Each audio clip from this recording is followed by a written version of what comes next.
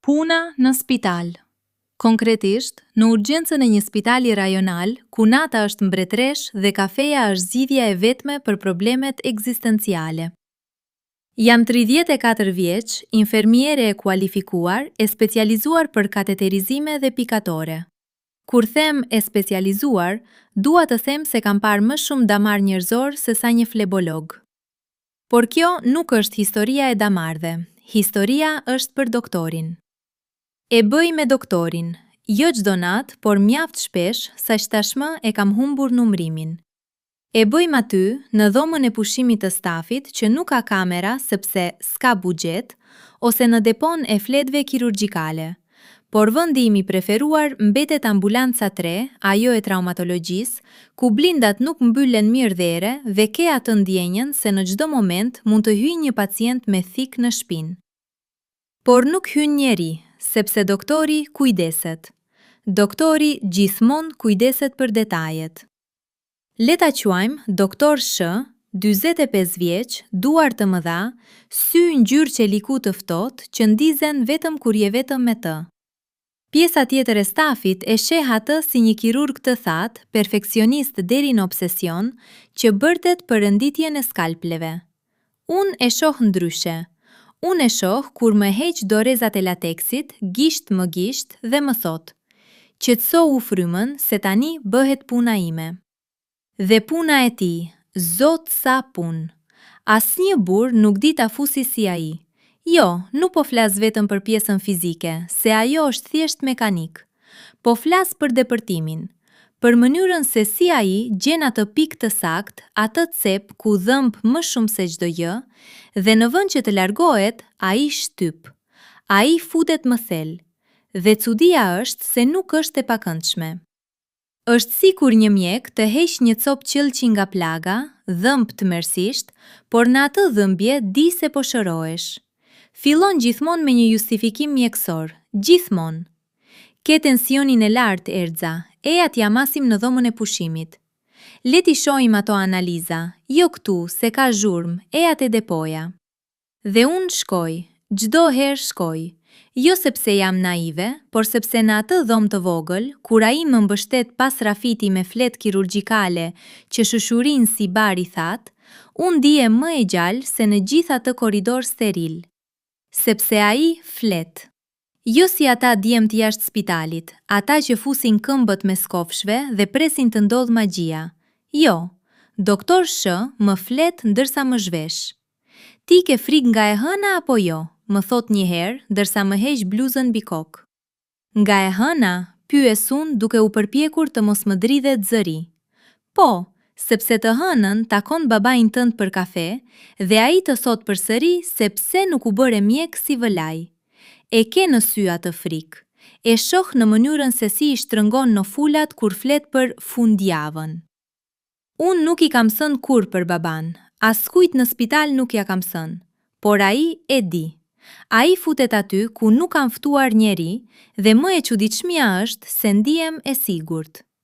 Pastaj vepron. Kur thot fut, nuk do të thot vetëm ai brenda meje. Do të thot gishtat e tij nëpër flokët e mi, duke më tërhequr kokën prapa sa të shoh tavanin e plasaritur. Do të thot goja e tij që më mbulon gojën kur unë jam gati të bërtas nga nervozizmi i akumuluar gjatë 12 orëve të turnit. Ai nuk më fut dot vetëm trupin, ai futet në lëkur, futur frymëmarrjen time, futet në ato sekretet e mia që as vetes nuk ja pranoj. Një herë, pasi mbaruam, unë rash në të qara, jo nga dhëmbja, nga çlirimi. Ai nuk më pyeti pse, thjesht më mbajti kyçet e duarve, siç i mbaj një pacienti gjatë një suture pa anestezi dhe më tha: "Kjo është pjesa më e vështirë, Erza, lërimi. Tani je gati të funksionosh përsëri." Dhe ai kishte të drejtë. Pasi bëj me doktorin, unë kthehem në urgjencë si një infermiere tjetër, më e qetë, më precize. Madje kolegët kanë vënë re. Sa e qetë je sonte, ke pirë qetësues? Jo, nuk kam pirë qetësues. Kam marrë dozën time të doktor Sh. Pyet veten pse e toleroj? Sepse e di që është i martuar. E di që nuk do të më telefonoje kur jashtë spitalit. E di që për të, unë jam si ato fletë kirurgjikale, sterile, të dobishme, të disponueshme pas përdorimit. Por që të bëj? Ai më sheh. Në një botë ku unë kaloj ditët duke ndryshuar pelonjë dhe duke dëgjuar ankesa për temperaturë, vjen një burr që më sheh mua. Jo uniformën, mua. Dhe asnjë burr tjetër nuk di ta bëj atë. Asnjë. I kam provuar. Kam pas të dashur që më thoshin të dua para se të më fusnin, por që nuk dinin asgjë për frikën time nga e hëna. Kam pas takime një natë ku mashkulli mendonte se të fusish ishte thjesht një lëvizje e ijeve. Jo, doktor Sh më ka mësuar se fusia e vërtet fillon në tru. Ajo fillon kur ai më mban pulsin për 20 sekonda para se të më prek askund tjetër dhe thot: Raje 110, je duke menduar për atë pacientin që vdiq sot në mëngjes. Dhe ai e ka marrë me mend. Një fëmijë 4 vjeç nuk ja don ta ringjarnim. Askush nuk e përmendi gjithditën, sepse në urgjencë lëvim shpejt. Por doktori e pa atë zhgënim timin si njol në uniform, dhe ai nuk më foli me klishe. Ai më futi atë natë si asnjëherë më parë. Ishte i ashpër, po tuajse i dumshëm. Më ktheu fytyra nga jaskuj ambulancës 3 dhe ishte i heshtur. Por në atë heshtje, çdo lëvizje e tij ishte një fjali. Çdo shtytje ishte: ti bëre ç'munde, nuk ishte faji yt, tani haroje. Dhe unë e harova. Për 20 minuta e harova fëmijën.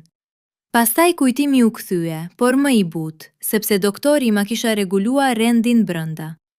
Këtë natë, ndërsa shkruaj këto reshta mendor, jam ulur në bankinën e spitalit jashtë urgjencës.